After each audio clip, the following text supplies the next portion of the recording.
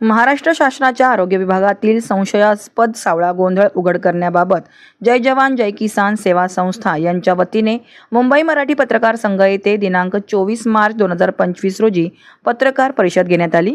शासनाच्या विविध आरोग्य योजनांसाठी मोठ्या प्रमाणात निधी मंजूर केला जातो, परंतु त्याचा योग्य वापर होतो का? रुग्णालये आणि इतर शासकीय वैद्यकीय केंद्रांमध्ये पुरवठा केलेल्या सुविधांमध्ये अपहार झाल्याचा संशय व्यक्त करत या पत्रकार परिषदेत पत्रकारांशी संवाद साधताना संस्थेचे पदाधिकारी काय म्हणाले पाहूयात।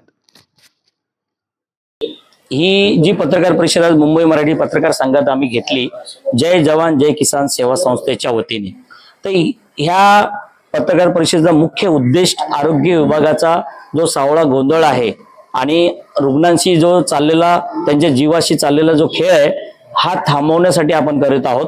मुख्यतः जे सामान्य रुग्णालय आणि प्रत्येक जिल्हा तालुका वाईज जे महाराष्ट्र शासनाचे रुग्णालय आहेत, ह्या ठिकाणी रुग्णांना सकाळचा नाश्ता, दूध, फळं, अंडी व भोजन असे देण्यात येतं रोज, आणि त्याच्यातून त्यांना त्यांचं आरोग्य लवकर सुदृढ व्हावं आणि ते त्यांच्या घरी लवकर जावेत हा आपल्या हॉस्पिटलचा उद्दिष्ट असतो, शासकीय हॉस्पिटलचा।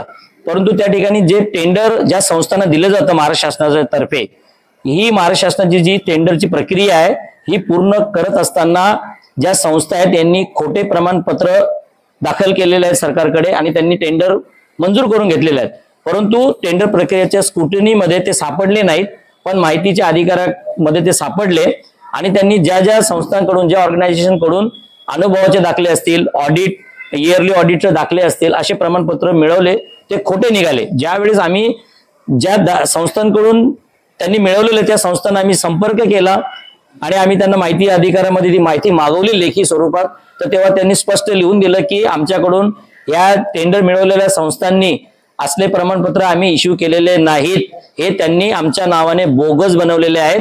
मग कदाचित त्यांनी त्या बोगस सह्या सुद्धा स्टॅम्प पण केलेले असतील, ही आता चौकशीचा भाग आहे। कुठल्या पुराव्याच्या आधारे आपल्या असे ठामपणे असं बोलतात की ते त्याबद्दल हा, मी ते आताच तुम्हाला म्हणालो की ज्या संस्थेने टेंडर प्रक्रिया भरताना अनुभवाचे दाखले दिले, म्हणजे अनुभव तुम्हाला आहे का ह्या कामाचा, आहार पुरवठ्याचा, तर त्यांनी ज्या संस्थांकडे ते दाखले घेतले ते कुठल्या कंपन्यांची नावे आहेत ते देतो तुम्हाला।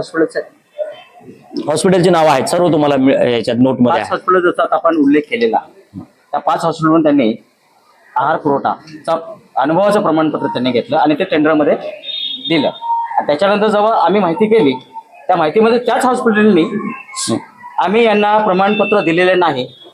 जे एक हॉस्पिटल प्रमाणपत्र देतं, दुसरं हॉस्पिटल तेच हॉस्पिटल म्हणतं आम्ही प्रमाणपत्र दिलेलं नाही, हा गोंधळ आहे।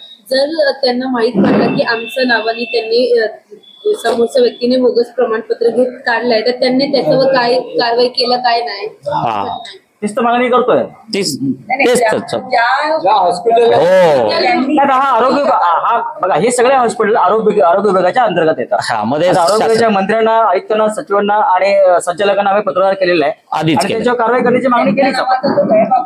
हो, याच्यासाठी लेखी तक्रार दिलेली आहे, लेखी तक्रार दिलेली आहे आपण, आणि कारवाई नाही झाली तर आम्ही आंदोलन सोबत आहे का की त्यांच्या नावाने जे बोगस? हो, निश्चित मी तुम्हाला आता सांगितलं आमच्या संस्थेत प्रेम करणारे नितांत लोक आहेत, येतील। आता पुढची पायरी बघा तुम्ही, आमच्या उपोषण सुरू होणार जर या प्रश्नाला मार्गी नाही लावलं। अजून कोण आंदोलन घेणार आहेत आणि मग काय आपण थोडं महाराष्ट्र शासनाची वाट बघूया ना, की आम्हाला प्रकाश आंबेडकर जे साहेब आहेत आरोग्य मंत्री, यांनी अधिवेशनाच्या टायमाला वेळ मिळाली नाही त्यांची, पण त्यांची वेळ मिळाल्यावर आम्ही त्यांच्याकडनं लेखीच घेणार आहोत की शिष्टमंडळासमोर त्यांच्याकडनं आम्ही कबूल करून घेऊ की यांच्यावरती कारवाई कधी कशा पद्धतीने केली जाईल आणि यांना काळ्या यादीत टाकण्यात येते की नाही येतं।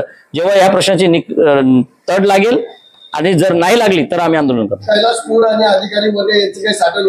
असू शकतं पण हे याचा पुरावे कसे असतात, हे ऑफ द रेकॉर्डवर असतात।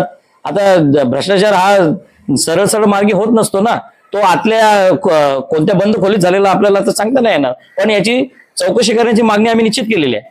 हा पिरियड अधिवेशनाचा होता आणि या अधिवेशनाच्या काळात आपण हा एवढा मोठा घोटाळा बाहेर का काढला जेणेकरून हा विषय अधिवेशनाच्या पटलावर आला। म्हणूनच प्रसार माध्यमच्या माध्यमातून अधिवेशनावर ही बातमी जावी, मंत्र्यांच्या कानावर ही बातमी जावी, म्हणून तर आपण आज तुमच्या समोर आलेलो।